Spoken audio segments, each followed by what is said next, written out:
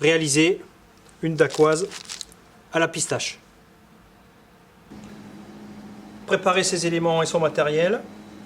Blanc d'œuf, du sucre pour monter les blancs, des pistaches décortiquées que nous avons au préalable fait sécher au four à 170 degrés pendant environ 10 minutes, de la poudre d'amande, du sucre glace et de la pâte à pistache.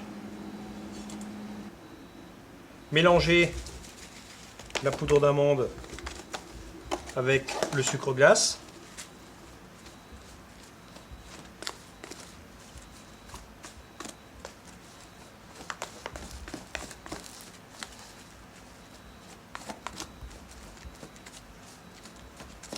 Ce mélange pourrait s'appeler un temps pour temps si les quantités étaient identiques.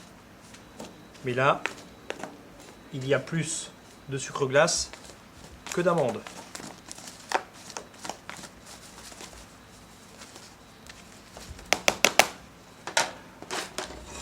Nous allons maintenant monter les blancs en neige.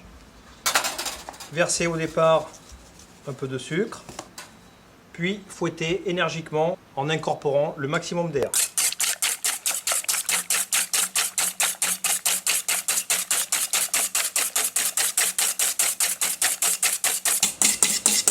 À mi-montage, rajoutez à nouveau un tiers du sucre.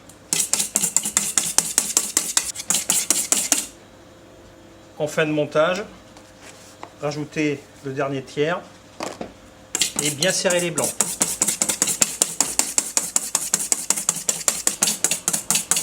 La meringue ici est bien souple.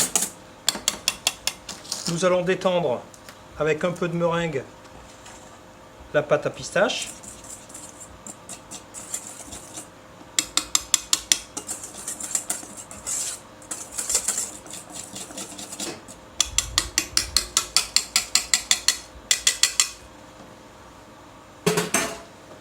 Puis verser maintenant ce mélange sur les blancs d'œufs.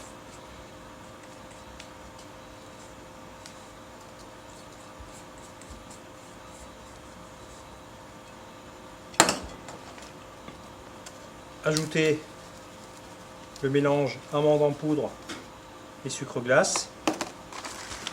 Rajoutez la moitié en écrasant avec la main les pistaches grillées.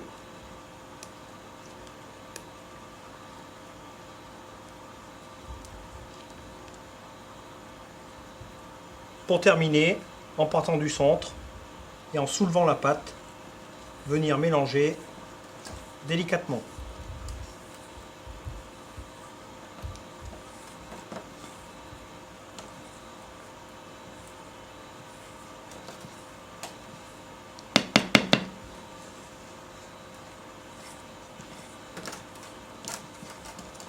Faire tourner en même temps le récipient.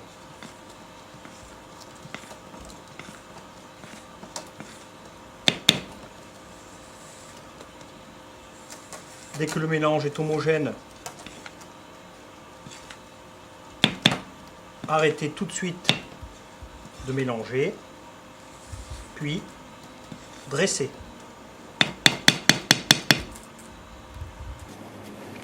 Faire glisser l'appareil dans une poche munie d'une douille unie.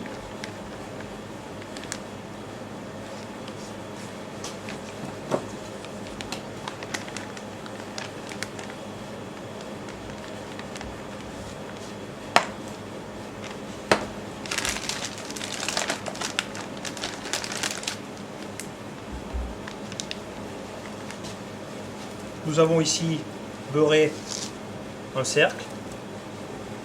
Il peut être de tailles différentes.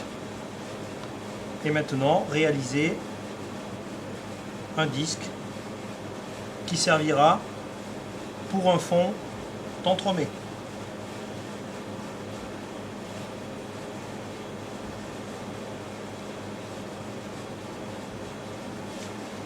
Ou bien, nous pouvons réaliser des sortes de biscuits à la cuillère. ou éventuellement des bandes en vue de chemiser un entremets.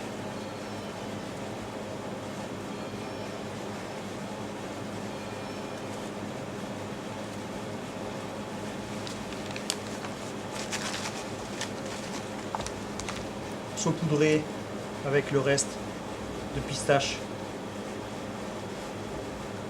grillé et concassé.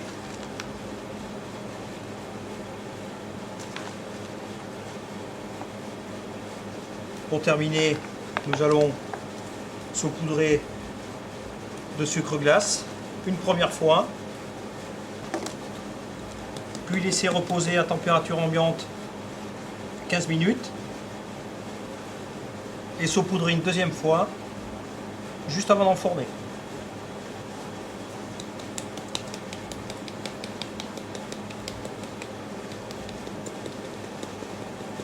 Saupoudrer une deuxième fois et enfourner à 170 degrés pendant environ 20 à 25 minutes.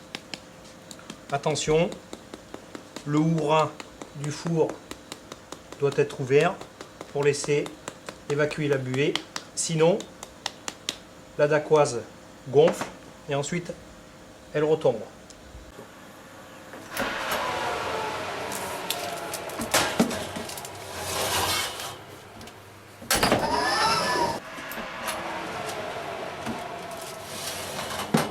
La cuisson est maintenant terminée.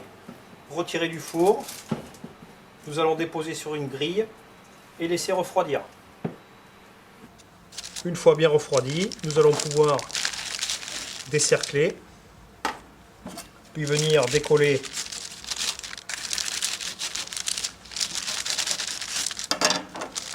le disque, ou ici les bandes.